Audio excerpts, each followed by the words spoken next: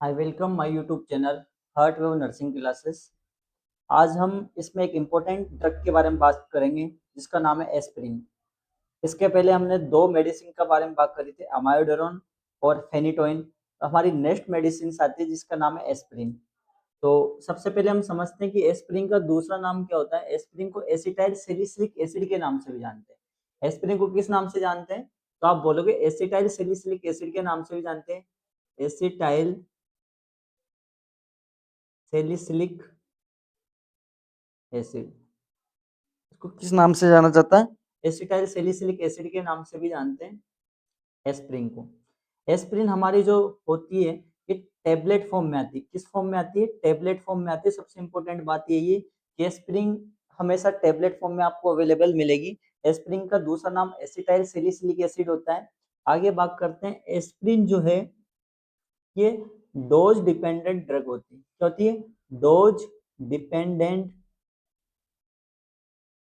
Drug है। तीसरा important बात करते हैं कि एस्पिरिन का यूज कहाँ पर करते हैं। तो इंडिकेशन की बात करते हैं अपन। इंडिकेशन, तो सबसे पहले तो हम ये जान लेते हैं कि एस्पिरिन की जो मेडिसिन होती है ये नसेड ग्रुप की मेडिकेशन होती है। किसकी होती है? नसेड्स ग्रुप की ड्रग होती है, जिसको बोलते हैं non steroid anti inflammatory drug. Non steroid anti inflammatory inflammatory drug. ठीक है, तो ये नसेड्स ग्रुप की मेडिकेशंस होती है, non steroid anti inflammatory drug होती है, जिसका तीन मेनली काम होते हैं। पहला इसका काम होगा, ये एनाल्जेसिक्स का काम करती है। एनाल्जेसिक, एनाल्जेसिक का मतलब होता है पेन रिड्यूस करने में काम करेगी। पहला तो ये पेन रिड्यूस करती है। दूसरा ये जो होती है एंटी इंफ्लामेटरी होती है। एंटी इंफ्लामेटरी प्रॉपर्टी होती है। एंटी इंफ्लामेटरी होने की वजह से ये इन्फ्लामेशन को रिड्यूस करती है। इसको रिड्यूस करती है, इन्फ्लामेशन को रिड्यूस करने में भी हेल्प करती है। तीसरा ये एंटीपायरेटिक के जैसे भी काम करती है। कैसे काम करती है? एंटी पायरेटिक के जैसे भी काम करती है। पायरेट एंटीपायरेटिक का मतलब क्या है? फीवर में भी यूज करते हैं इसको। फीवर को रिड्यूस करने में भी ये हेल्प करता है। ठीक है, तो ये non steroid anti inflammatory group की ड्रग होती है, जो कि एनाल्जेसिक्स, एंटी इन्फ्लामेटरी और एंटी प्लेटलेट तीनों तरीके से काम करेगी। दूसरा इंपॉर्टेंट है कि लो डोज पर ये मेडिसिन, लो डोज पर कैसे काम करती है? एंटी प्लेटलेट के जैसे काम करती है। कैसे काम करती है? एंटी प्लेटलेट्स के जैसे काम करती है। प्लेटलेट्स के जैसे काम करती है। प्लेटलेट्स किसमें लिख लो? एंटी प्लेटलेट्स के जैसे काम करेगी। एंटी प्लेटलेट का मतलब क्या हो गया? कि ये ब्लड को थिन करती है। क्या करती है? Thin the blood. Low dose पर ये एंटी प्लेटलेट के जैसे काम करती है और ब्लड को थिन करने में हेल्प करती है। एस्प्रिन, एस्प्रिन की जो लो डोज होती है 75 से 100 mg की होती है। कितनी होती है लो डोज? लो डोज होती है इसकी 75 से 100 mg पर डे। अब यहाँ पर इंपॉर्टेंट बात नोट कर लो आप कि एस्प्रिन को कहाँ कहाँ दिया जाता है। एस्प्रिन को लो डोज में हम सबसे पहले तो एमआई की केस में देते हैं। किस में देते हैं? मायोकार्डियल इंफ्राक्शन में देते हैं। मायोकार्डियल इंफ्राक्शन वाले केस में दिया जाता है। क्यों देते हैं? कि हम जानते हैं कि एमआई की केस में क्या होता है कि एंटी प्लेटलेट्स का जमा हो जाती है। मायोकार्डियल इंफ्राक्शन में क्या होता है कि हमारे जो मायोकार्डियल, जो हमारा हार्ट की जो लेयर है, हार्ट की लेयर जो होती है, कौन सी आर्टरी होती है? कोरोनरी आर्टरी होती है। उस कोरोनरी आर्टरी में प्लेटलेट का एग्रीगेशन हो जाता है। क्या हो जाता है? ये प्लेटलेट्स वहां पर आकर जमा होना स्टार्ट हो जाती है ऐसे धीरे धीरे, और इस प्लेटलेट को जमा होने की वजह से हमारी जो ब्लड सप्लाई होती है हार्ट को इंटरप्ट होना स्टार्ट होती है, हार्ट को प्रॉपर ब्लड सप्लाई नहीं मिलती। ठीक है, क्यों नहीं मिलती? क्योंकि वहां पर क्या जमा है, प्लेटलेट्स जमा है, प्लेटलेट्स जमा होती है, और प्लेटलेट के एग्रीगेशन की वजह से, प्लेटलेट का वहां पर एग्रीगेशन है, तो इसी वजह से वहां पर क्या हो जाएगा, वहां पर एमआई के चांस होंगे, क्योंकि हार्ट को प्रॉपर ब्लड सप्लाई नहीं होगी और एमआई के चांसेस होंगे, इसलिए एंटी प्लेटलेट मेडिकेशन वहां पर दी जाती है।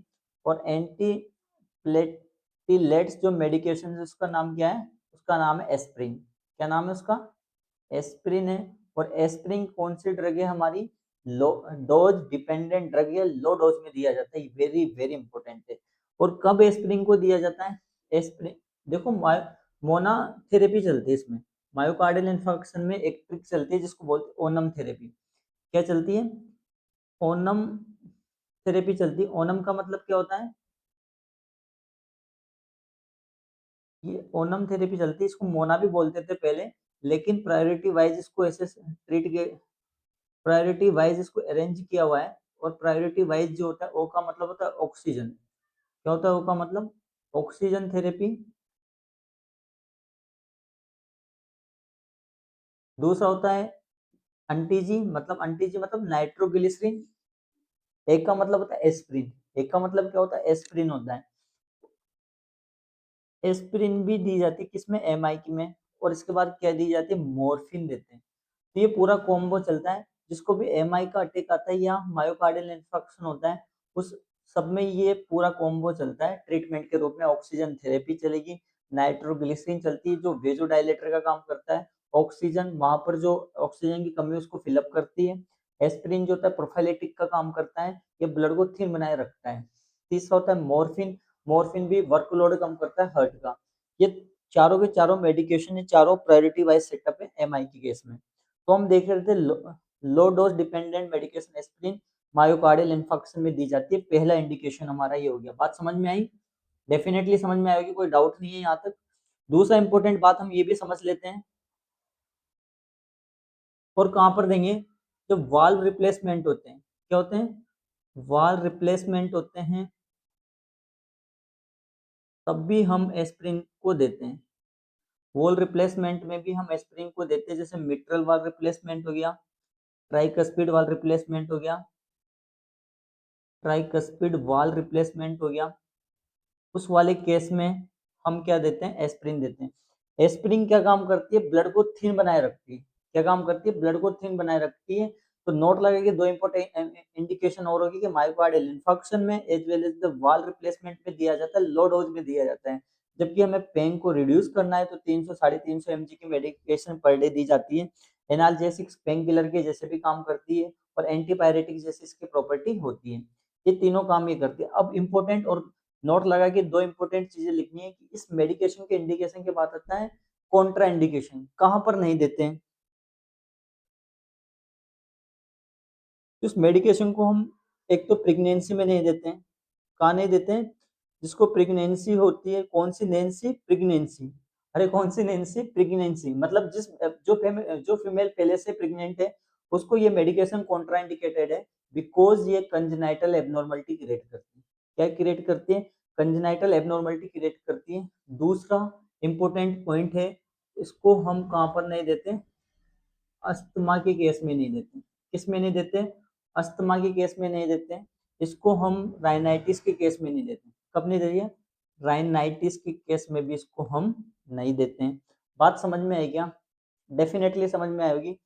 अब एक नॉरसेट का क्वेश्चन लिखिए आप, नॉरसेट का क्वेश्चन लिखिए, नॉरसेट 10, नॉरसेट 10 का क्वेश्चन या तो आप लिख लो, या फिर नॉरसेट में यहां से सिनेरियो बना के कोई क्वेश्चन आएगा, ऐसा मेरा अजप्शन है। ठीक है, कैसे? देखो, अस्थमा में कॉन्ट्रा इंडिकेटेड होती है एस्प्रिन। कोई मुझे बताएगा अस्थमा में एस्प्रिन क्यों कॉन्ट्रा इंडिकेटेड है? Because aspirin can cause, aspirin जो होता है ये एस्प्रिन इंड्यूस्ड अस्थमा करवाता है। क्या करवाता है? Aspirin induced asthma. Aspirin use induced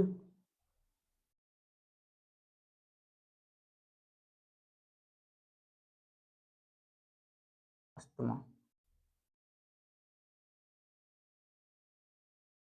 ठीक है, इसी को also known as now currently जो रिसर्च हुई है उसमें अब एस्पिरिन इंड्यूस्ड अस्थमा को किस नाम से जानते हैं? अब जो करंटली यूज हुई है एस्पिरिन इंड्यूस्ड अस्थमा को किस नाम से जाना जाता है बताओ? अब उसको करंटली जिस नाम से जाना जाता है उसका नाम क्या हो जाएगा? Aspirin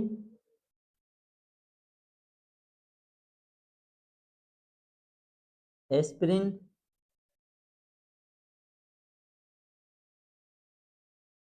aspirin exacerbated aspirin exacerbated respiratory disease किस नाम से जाना जाता है इसको?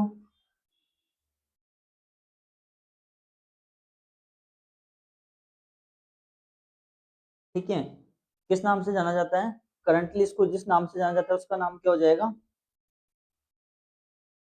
एस्पिरिन एक्सरबेटेड रेस्पिरेटरी डिजीज के नाम से जाना जाता है। ये वेरी वेरी इंपॉर्टेंट है नॉर्सेट के पॉइंट ऑफ व्यू से। ठीक है, बात समझ में आई? ये एस्पिरिन इंड्यूस्ड अस्थमा क्या करता है? ये हमारा रेस्पिरेटरी डिजीज के सिम्टम को एक्सरबेटेड करता है या बढ़ा देता है। रेस्पिरेटरी डिजीज के जो सिम्टम होते हैं उनको एक्सरबेटेड करता है, उनको इंक्रीज कर देता है। ठीक है, उस वजह से एक ट्राइड नजर आता है। उस ट्राइड को क्या बोलेंगे हम? एक ट्राइड नजर आता है, उस ट्राइड को बोल देते हैं हम क्या? सेम्ट्राट्राइड। क्या बोल देते हैं? सेम्ट्राट्राइड के नाम से जानते हैं। किस नाम से जानते हैं उसको? सेम्ट्राट्राइड के नाम से जाना जाता है। ये सेम्ट्राट्राइड क्या होता है? सेम्ट्राट्राइड में तीन इंपॉर्टेंट फिनोमिना देखने को मिलेगा। पहला फिनोमिना तो हमारा हो जाएगा अस्थमा। पहला फिनोमिना क्या हो जाएगा? अस्थमा देखने को मिलेगा। दूसरा इंपॉर्टेंट राइनाइटिस उस पेशेंट में देखने को मिलेगा। राइनाइटिस देखने को मिलेगा। तीसरा इंपॉर्टेंट है नेजल पॉलिप्स देखने को मिलेगा। क्या देखने को मिलेगा? नेजल पॉलिप्स देखने को मिलेगा। इसको बोलते हैं नॉन कैंसरस कंडीशन। क्या बोलते हैं? Non cancerous condition. तो आपको दो इंपॉर्टेंट बातें समझ में आ रही होगी।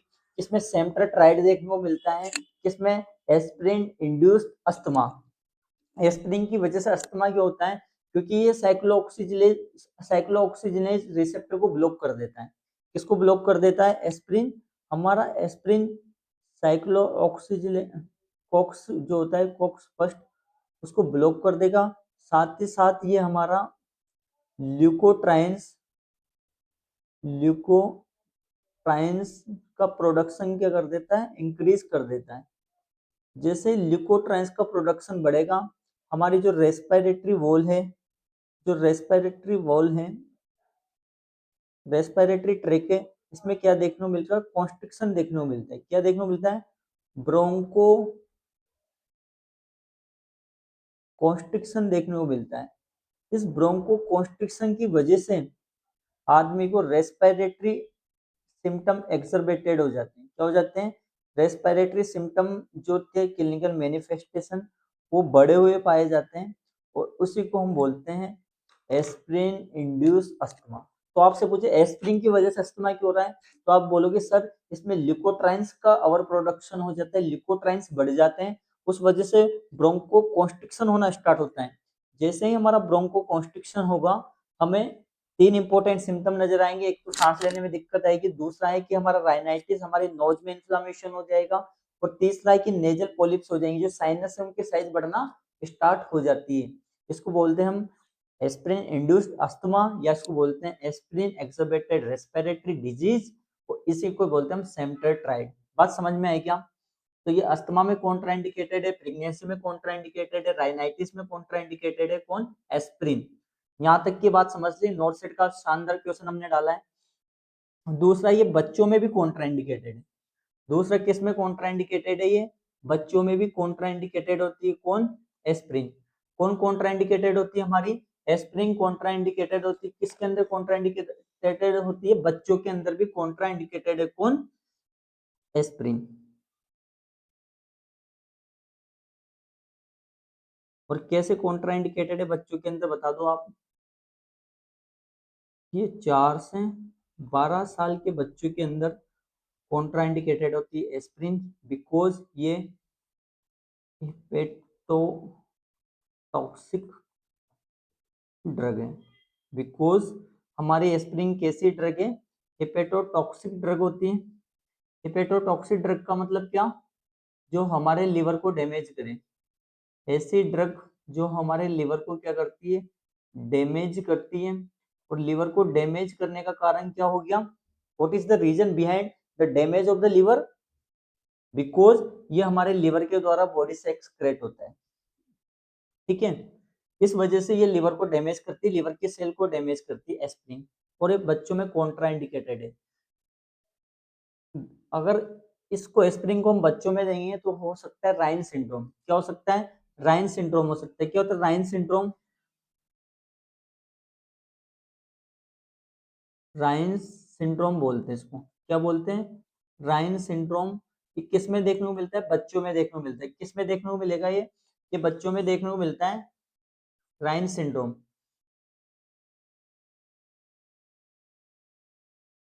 तो सही कर लीजिए, लिंक सही कर लेते हैं।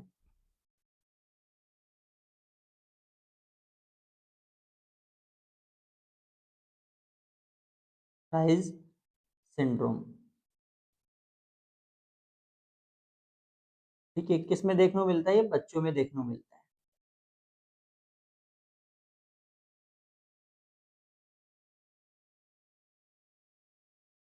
It is seen in it is seen in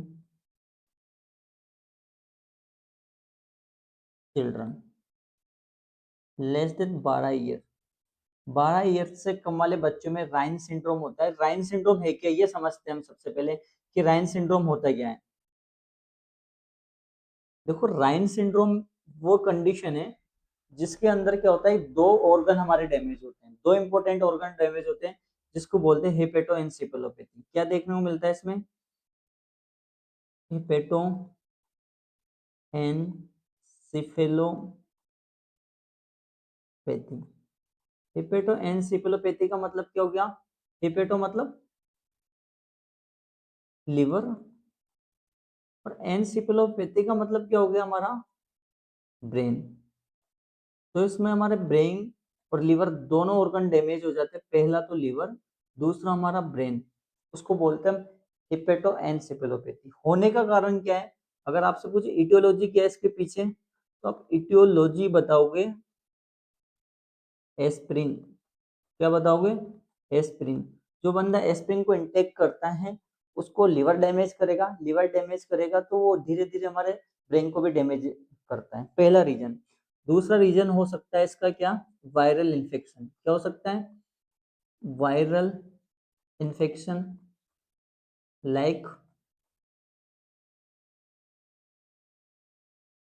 flu virus, flu, chicken pox, chicken pox, chicken pox हो सकता है। पॉजिटिव ऑर्गेनिज्म में क्या होगा चिकन पॉक्स का, आप सब बता दो। क्या पॉजिटिव ऑर्गेनिज्म होगा चिकन पॉक्स का, बताइए।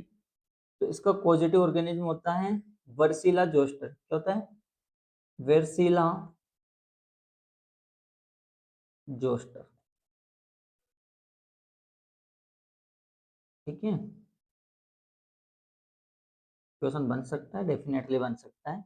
तो वायरल इन्फेक्शन में भी हेपेटोएन्सेफेलोपैथी राइन सिंड्रोम हो सकता है। दूसरा, एस्पिरिन इंड्यूस अस्थमा की वजह से भी राइन सिंड्रोम हो सकता है। होता है कैसे? जैसे ही हम एस्पिरिन इंटेक करते हैं, जैसे हम एस्पिरिन को इंटेक करते हैं,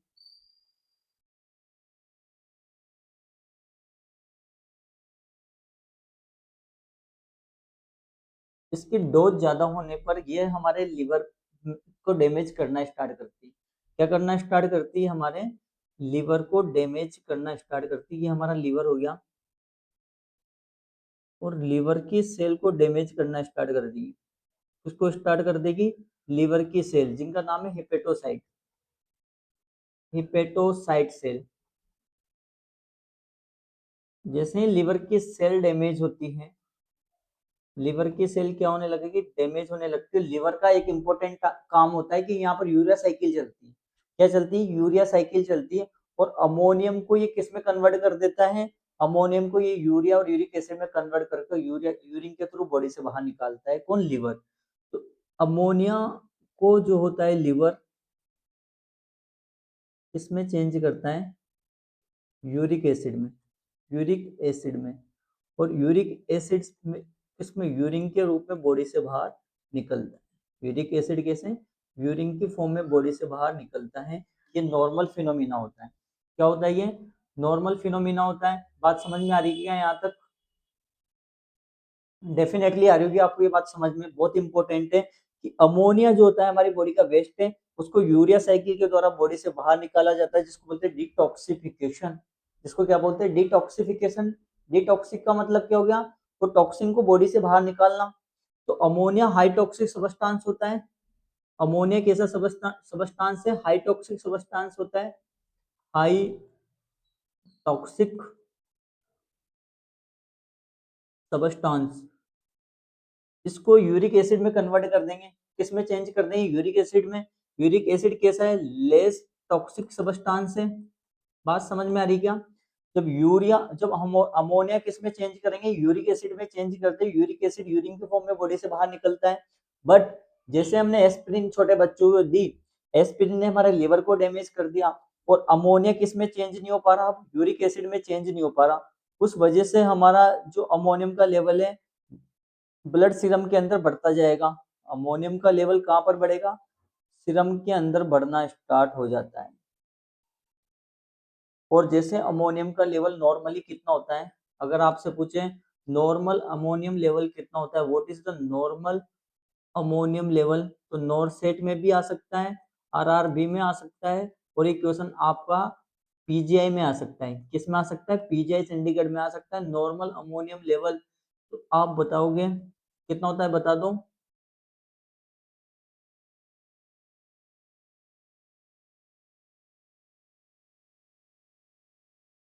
नॉर्मल अमोनियम लेवल होता है 15 टू 45 माइक्रोग्राम पर डीएल।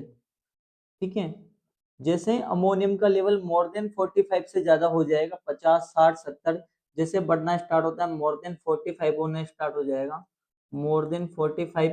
तो ये हमारे धीरे धीरे कहाँ पर पहुंच जाता है, ब्रेन की सेल्स में पहुंच जाता है। अमोनियम कहाँ पहुंचना स्टार्ट कर देता है, ब्रेन की सेल्स में पहुंचना स्टार्ट कर देता है। और ये हमको ब्रेन से रिलेटेड एब्नॉर्मलिटी क्रिएट करता है, जिसको बोलते हैं एनसिफेलोपैथी, एनसिफेलोपैथी।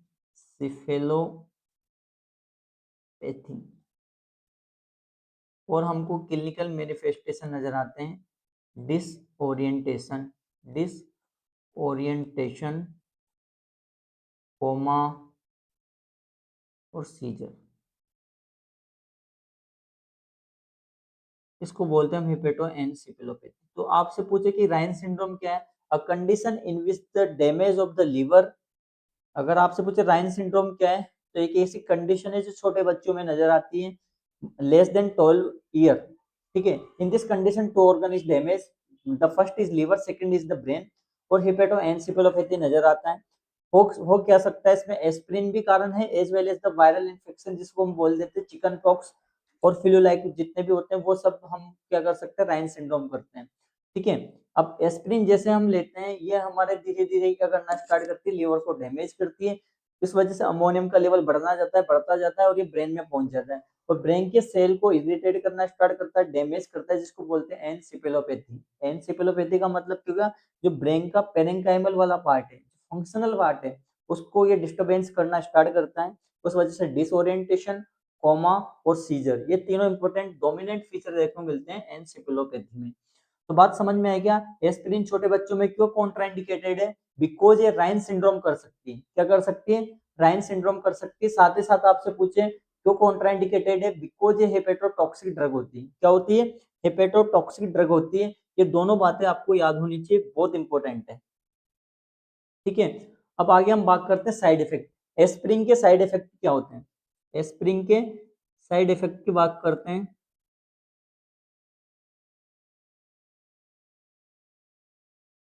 एस्प्रिन का क्वेश्चन पूछा जाता है, वेरी वेरी इंपॉर्टेंट है ये क्वेश्चन, तो पूछते हैं बहुत नॉर्मल सा क्वेश्चन है, सबको आता है, आपको भी आना चाहिए। एस्प्रिन का अर्ली साइड इफेक्ट क्या है? अर्ली साइड इफेक्ट आएगा टिनिटस। क्या नजर आता है? टिनिटस नजर आता है।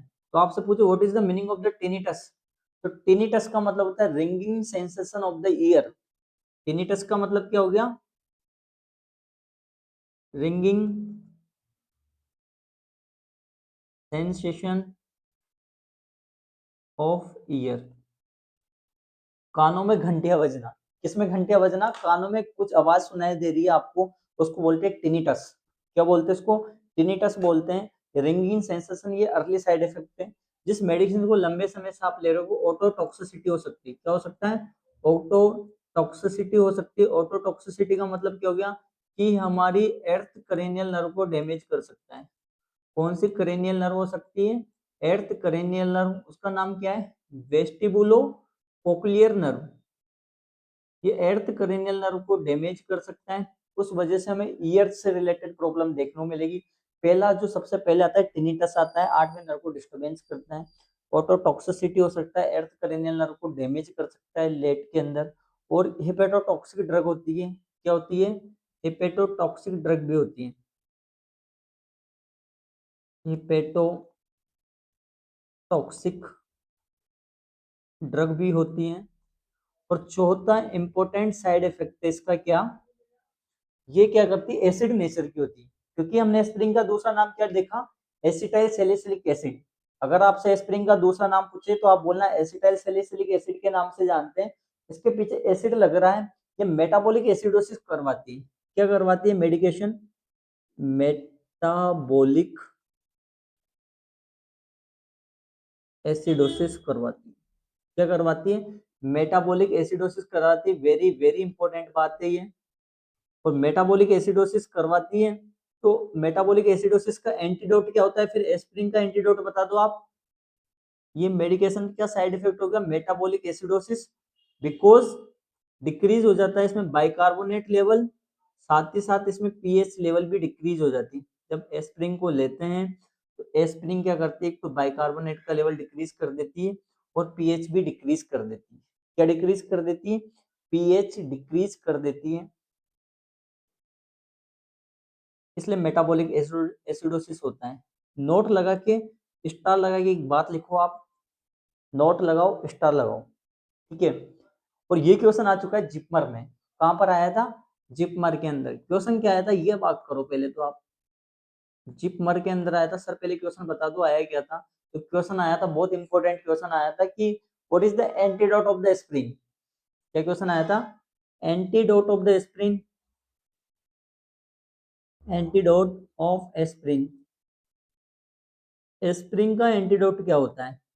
बिकॉज एस्प्रिन का दूसरा नाम क्या होता है? एसिटाइल सैलिसिलिक एसिड होता है। हमने बात करी आगे फर्स्ट में जब हमने स्टार्ट कर रहे थे कि एस्प्रिन को किस नाम से जानते हैं हम? एसिटाइल सैलिसिलिक एसिड के नाम से जानते हैं। इसके पीछे लग रहा है एसिड, तो ये मेटाबॉलिक एसिडोसिस करवाती है, इसलिए बाइकार्बोनेट दिया जाता है इसमें। क्या दिया जाता है? बाइकार्बोनेट दिया जाता है। उस बाइकार्बोनेट का नाम क्या है बता दो? Soda bicarbonate. क्या है उसका नाम? सोडियम बाइकार्बोनेट है। सोडियम बाइकार्बोनेट एंटीडोट हो जाएगा इसका। सोडा बाइकार्बोनेट बोल दो या सोडियम बाइकार्बोनेट बोल दो, दोनों एक ही बात है। तो अगर आपसे पूछे what is the antidote of the aspirin, तो आपका आंसर जाएगा सोडियम बाइकार्बोनेट। क्या आंसर जाएगा? Sodium bicarbonate. Sodium bicarbonate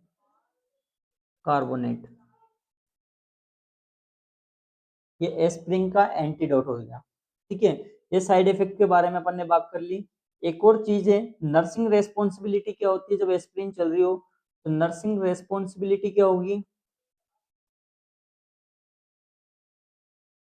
very very important है। जिस पेशेंट को एस्प्रिन चलती है, जिस पेशेंट को एस्प्रिन चलती है, एस्प्रिन जीआईटी इरिटेशन करवाता है। क्या करवाता है? जीआईटी इरिटेशन करवाता है। जीआईटी इरिटेशन क्यों करवाता है? बिकॉज ये एसिड नेचर का होता है, पीएच डिक्रीज हो जाती है। इस वजह से हम बोलते हैं कि खाना खाने के बाद लेना है मेडिकेशन। कब लेनी होती है एस्पिरिन? आफ्टर मील। एस्पिरिन जो है इनटेक करनी है आपको, इनटेक करनी है आफ्टर मील, आफ्टर मील, खाना खाने के बाद। ठीक है,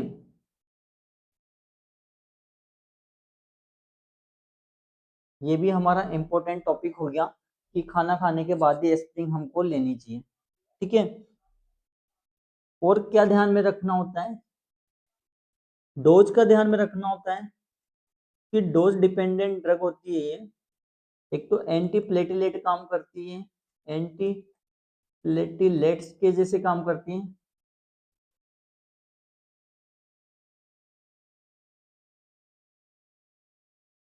एंटी प्लेटिलेट्स के जैसे काम करती है, और साथ ही साथ में ये कैसे काम करती है? नसेड के जैसे काम करती है। नसेड का मतलब क्या हो गया?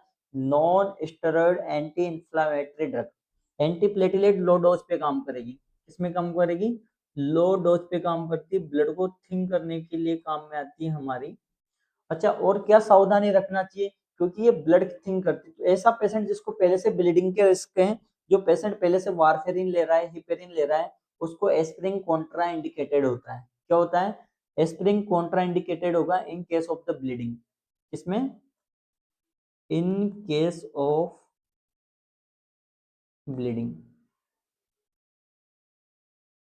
जिसको ब्लीडिंग हो रही होती है, इंटरनल ब्लीडिंग, उसमें भी हमारा एस्पिरिन क्या होता है? कॉन्ट्रा इंडिकेटेड होता है, या एस्पिरिन वहां पर देते ही नहीं।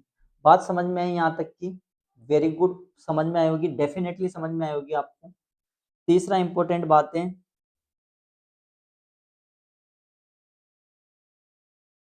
और क्या ध्यान में रखा जाता है ब्लीडिंग के केस में? जिस पेशेंट को डेंगू होता है उस पेशेंट में भी एस्पिरिन को नहीं देते हैं। क्यों नहीं देते हैं? क्योंकि in case of the dengue,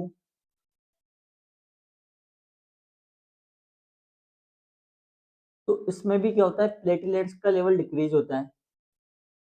platelets का लेवल क्या होता है? डिक्रीज होता है। और हमारी जो प्लेटलेट्स होता है, ये नॉर्मली कितनी होती है? 1.5 लाख से 4 लाख होती है। कितनी होती है नॉर्मल प्लेटलेट हमारी? 1.5 से 4 लाख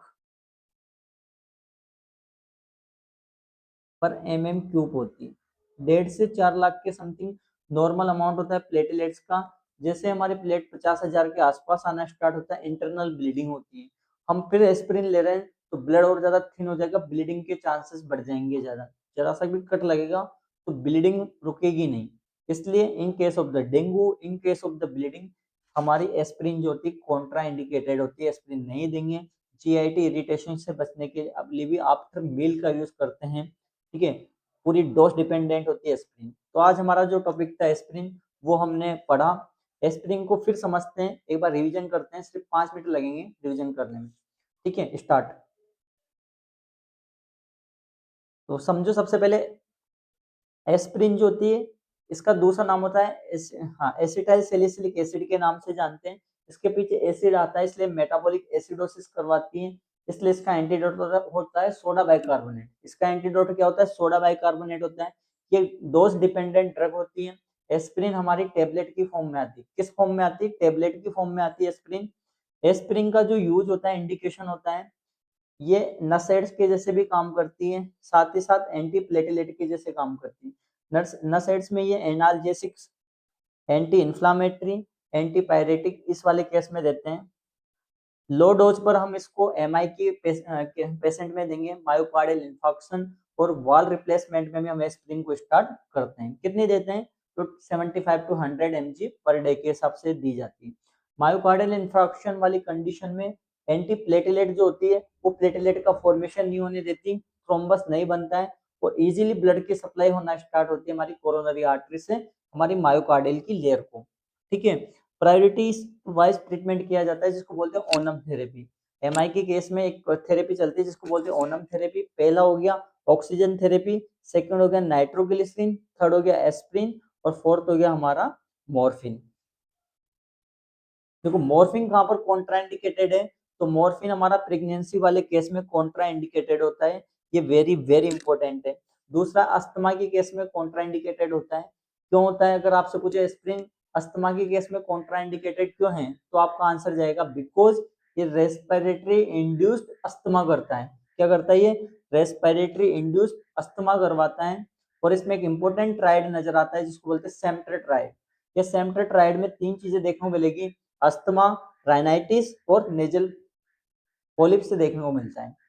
ठीक है, इसके बाद अगर आपसे पूछे कि अस्थमा करवाता क्यों है एस्पिरिन, तो आप बोलोगे ल्यूकोट्राइन्स का प्रोडक्शन बढ़ जाता है। क्या बढ़ जाता है? ल्यूकोट्राइन्स का प्रोडक्शन बढ़ जाता है, जिससे हमारी जो ब्रोंकाई है वो कॉन्स्ट्रिक्शन होना स्टार्ट होता है और सांस लेने में दिक्कत आना स्टार्ट होती है। That's why I am telling you aspirin induced asthma. ठीक है, इसके बाद एस्पिरिन की बात करें तो बच्चों में भी कॉन्ट्राइंडिकेटेड होती है, चाइल्ड में जो 4 से 12 साल के बच्चे हैं। क्या? Aspirin is contraindicated in children, ये आप लिख सकते हो। कॉन्ट्राइंडिकेटेड है किसमें? चिल्ड्रन के अंदर, छोटे बच्चों के अंदर, 4 से 14 साल के, लेस देन 12 साल से छोटे बच्चे, उन सब में, बिकॉज ये राइन सिंड्रोम करती है। अगर आपसे पूछे राइन सिंड्रोम क्या होता है, कि जब जैसे हम एस्पिरिन को इंटेक करते हैं ये हमारे लीवर को डैमेज करता है, अमोनियम का लेवल बढ़ना स्टार्ट होता है, अमोनियम धीरे धीरे हमारे ब्रेन में पहुंच जाता है और हेपेटोएन्सेफेलोपैथी करता है। ठीक है, तो नॉर्मल अमोनियम लेवल कितना होता है? तो सर नॉर्मल अमोनियम लेवल होता है 15 से 45 माइक्रोग्राम पर डीएल होता है। दूसरा, अगर आपसे ये पूछ लें कि अमोनियम का लेवल जैसे जैसे बढ़ता है हिपेटोएन्सेफेलोपैथी होना स्टार्ट होती है, उसमें क्या सिम्टम नजर आएंगे? तो आप बोलना डिसोरिएंटेशन, कोमा और सीजर, ये तीनों इंपॉर्टेंट फीचर नजर आएंगे जैसे हमारा अमोनियम का लेवल बढ़ता है। आपसे पूछते हैं अमोनियम का लेवल ही क्यों बढ़ता है? बिकॉज अमोनियम यूरिक एसिड में चेंज नहीं हो पा रहा, अमोनियम हाई टॉक्सिक सब्सटेंस होता है और ये हमारे ब्रेन के सेल को इरिटेट करता है। ठीक है, इसके बाद ये क्वेश्चन भी बन सकता है कि एस्पिरिन का अर्ली साइड इफेक्ट क्या होता है? टिनिटस होता है। अगर एस्पिरिन का साइड इफेक्ट पूछे तो भी टिनिटस है, आपसे अर्ली पूछे तो भी टिनिटस है। टिनिटस का मतलब होता है ringing sensation of the year. ठीक है, इसके बाद अगर आपसे पूछे ऑटोटॉक्सिसिटी में कौन सी नर्व डैमेज होती है, तो आप बोलोगे अर्थ क्रेनियल नर्व डैमेज होती है। ठीक है, साथ ही साथ ये हेपेटोटॉक्सिक ड्रग होता है और ये मेटाबॉलिक एसिडोसिस करवाता है। ये सब चीजें आपने पढ़ ली। इसके बाद नर्सिंग रेस्पॉन्सिबिलिटी में आपको ये ध्यान रखना है कि जीआईटी इरिटेशन करता है, इसलिए एस्पिरिन को इनटेक हम आफ्टर मील खाना खाने के बाद या फुल गिलास ऑफ वाटर के साथ ली जाती है। ठीक है, ये लो डोज में क्या करता है? एंटीप्लेटलेट के जैसे काम करता है, इसलिए हमको ये ध्यान में रखना है कि इसको पेशेंट को ब्लीडिंग की हिस्ट्री तो नहीं है ना, ये पहले हम आइडेंटिफाई करेंगे एस्पिरिन को देने से पहले। दूसरा है डेंगू के केस में भी हम क्या करते हैं? एस्पिरिन को नहीं देते हैं क्योंकि ये प्लेटलेट्स को डिक्रीज करता है, ब्लीडिंग के चांसेस और ज्यादा बढ़ जाएंगे। ठीक है, ये सारी चीजें हमने देखा किसके अंदर? एस्पिरिन के अंदर। तो धन्यवाद, आज का सेशन यहीं समाप्त करते हैं अपन। जो भी आपको डाउट हो, जो चीजें आपको समझ में नहीं आए, आप कमेंट सेशन में डालें, मैं उसको रीड करूंगा और आपको वापस नेक्स्ट सेशन जो लेंगे जवाब देंगे। आगे हमारी और भी सीरीज आने वाली है, बहुत अच्छे से हम आगे स्टार्ट करने वाले हैं, नोट सेट 10 को फोकस करते हुए। और एमएससी एंट्रेंस को लेकर भी हमारा एक बहुत अच्छा कॉम्बो पैकेज आने वाला है, सीरीज वाला, सब फ्री ऑफ कॉस्ट है। आप सिर्फ इस चैनल से जुड़ें और ज़्यादा से ज़्यादा इसका फायदा लें। धन्यवाद।